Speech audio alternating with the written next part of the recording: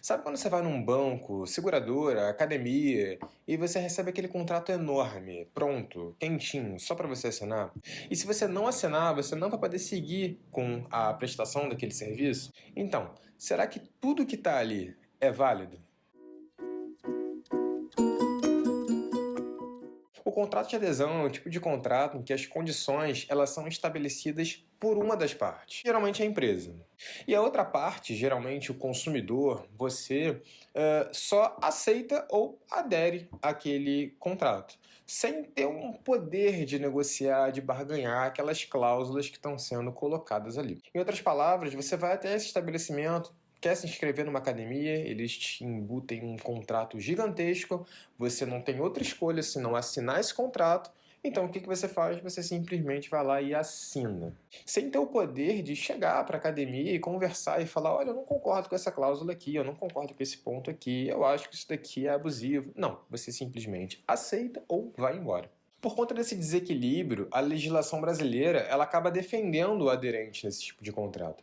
Por exemplo, ela considera cláusulas abusivas ou cláusulas que possam colocar o consumidor, você no caso, em uma situação de desvantagem. A legislação ela considera essas cláusulas nulas. Tá, mas o que seria essa desvantagem excessiva, cláusulas nulas?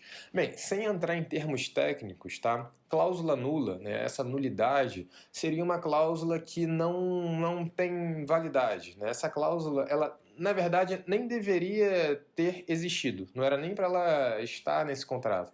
Então o judiciário acaba considerando ela como uma cláusula que nunca esteve lá. E uma desvantagem que pode ser considerada excessiva também, e é expressamente uma cláusula nula pelo Código Civil, é a renúncia de direito.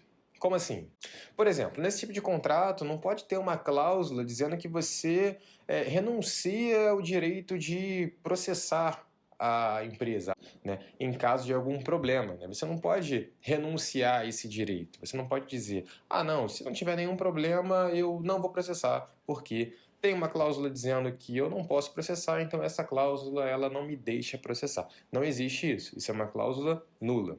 Outro ponto interessante, que também tenta equilibrar defendendo o consumidor, é com relação a cláusulas ambíguas ou contraditórias. Né? Uma cláusula que tem um sentido confuso, onde várias interpretações poderiam ser tiradas daquilo ali. Então, nesse tipo de situação, a interpretação mais favorável para o consumidor é a que será aceita. E da mesma forma, cláusulas contraditórias, onde no mesmo contrato a pessoa fala para ir para a esquerda e diz também que você tem que ir para a direita. Então, você vai para a direita ou você vai para a esquerda? Depende. O que é melhor para o consumidor? Ah, é melhor ir para a esquerda. Então, vai para a esquerda. É melhor ir para a direita? Vai para a direita. Para deixar isso um pouco mais claro, vamos trazer um exemplo de cláusula ambígua. A empresa não se responsabiliza por danos indiretos. O que seria esse dano indireto? Dano indireto para o judiciário pode ser uma coisa, para a empresa para outra, para o consumidor outra. Então, e aí? Qual o caminho que a gente vai seguir? Outro ponto, prazo. Prazo por período razoável. O que seria esse período razoável? O período razoável pode ser 5 dias, pode ser um mês, pode ser um ano. O que seria esse período razoável? É uma cláusula ambígua. Para deixar ainda mais claro, um último exemplo. Vamos supor que o consumidor ele assinou com um plano de saúde. E no contrato, o plano de saúde não deixou claro quais procedimentos médicos estariam cobertos nesse plano. Nesse caso, a interpretação que vai ser seguida vai ser a mais benéfica para o consumidor. Então, o que vai favorecer mais o consumidor ali? Ah, é seguir esse caminho aqui. Então, esse caminho que vai ser seguido. Eu sei que é um pouco repetitivo essa parte, mas é para deixar claro que o fornecedor de serviço, ele tem esse poder de chegar, te dar um contrato gigante e falar: assina isso daí, porque se você não assinar, eu não vou te fornecer o meu serviço, eu não vou te vender o que eu tenho que vender, enfim. Mas você também tem a sua proteção que vem do Código de Defesa do Consumidor, que vem do Código Civil, que vem da legislação brasileira. E essa proteção serve para te dar um pouco mais de segurança em algum problema futuro. E caso você queira aprofundar essa ideia e entender melhor quais cláusulas que podem ser de fato nulas, né, esse tipo de contrato, você pode abrir o Google, você vai jogar artigo 51 do CDC Planalto, tá? E você vai abrir o site do Planalto, que é esse site que está na tela, E nesse site a gente consegue ter acesso à legislação de forma gratuita. Então tá aqui, ó, no artigo 51 desse código, a gente consegue ver, são nulos de pleno direito, entre outras, as cláusulas contratuais relativas ao fornecimento de produtos e serviços.